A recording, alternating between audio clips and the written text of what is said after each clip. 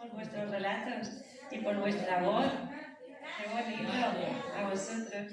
Gracias. Gracias, Monse. Gracias, Luismi, por seguir apoyando esta Feria del Libro, por seguir visibilizando la literatura y por seguir dando voz a muchos de los autores extremeños, veratos, que tenemos en esta localidad y en esta comarca. Y ahora me toca a mí estar aquí, que ya el año pasado lo eché de menos, no estuve, me lo salté, sentía que no tenía nada nuevo que contaros o que presentaros y que hay mucho espacio para todos, así que tenemos que ir repartiéndonos. Pero en realidad estaba ahí cocinando a fuego lento, como se cocinan las comidas ricas, así se hacen los libros también, despacito y con cariño.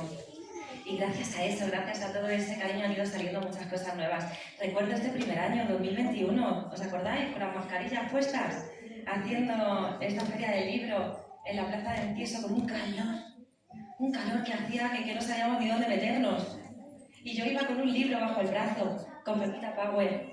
Después de eso, al año siguiente ya venían dos más y hacía la familia de tres, dos muy especiales que eran con una editorial andaluza y otro todavía mucho más especial porque era con un sello propio, con un sello Verato, Luis, que también tenemos editoras, con Infancia Empoderada Ediciones, que yo como soy un culo inquieto y una mente indomable, pues quería saber cómo era esto de descubrir, de desenmarañar el mundo del libro desde dentro. Y qué mejor manera que crear un pequeño sello editorial para empaparte desde la raíz hasta el producto final. Y de ahí surgió Infancia Empoderada Ediciones, una editorial en la que he aunado todas mis pasiones como educadora social, sobre todo, que es la base de todo mi trabajo, de todo lo que hago, de cada paso que doy, de cada historia que escribo, cada historia que cuento. Una editorial que lo que buscamos con el objetivo siempre es de divertir, de acercar la literatura infantil a los más pequeños, pero también de visibilizar los derechos de la infancia, algo imprescindible para asegurarnos que estos pequeños pueden vivir una infancia plena como la que merecen, ya que es la etapa más importante de esta vida, ¿o no? Y yo, como soy muy pesada y me gusta mucho no solo escribir sino hablar, pues no solo os hago leer mis libros, que también os hago que me escuchéis y me voy haciendo kilómetros y kilómetros contando muchas historias propias e historias de otro. Habana, espero poder contar tus cuentos y espero que algún día puedas formar parte de la familia de Infancia Empoderada Ediciones. Felicidades por ese relato tan maravilloso, me ha encantado.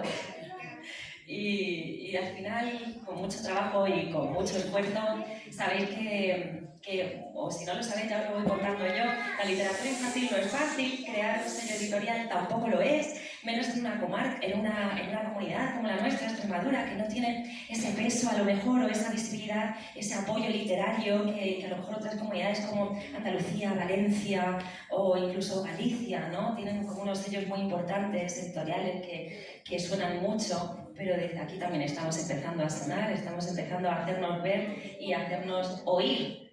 Contacto conmigo para que transforme una tradición de carnaval de Extremadura en un cuento. Aquí, que no tenemos tradiciones de carnaval, ¿no? A ver por cuál me decidía, esto era como imposible.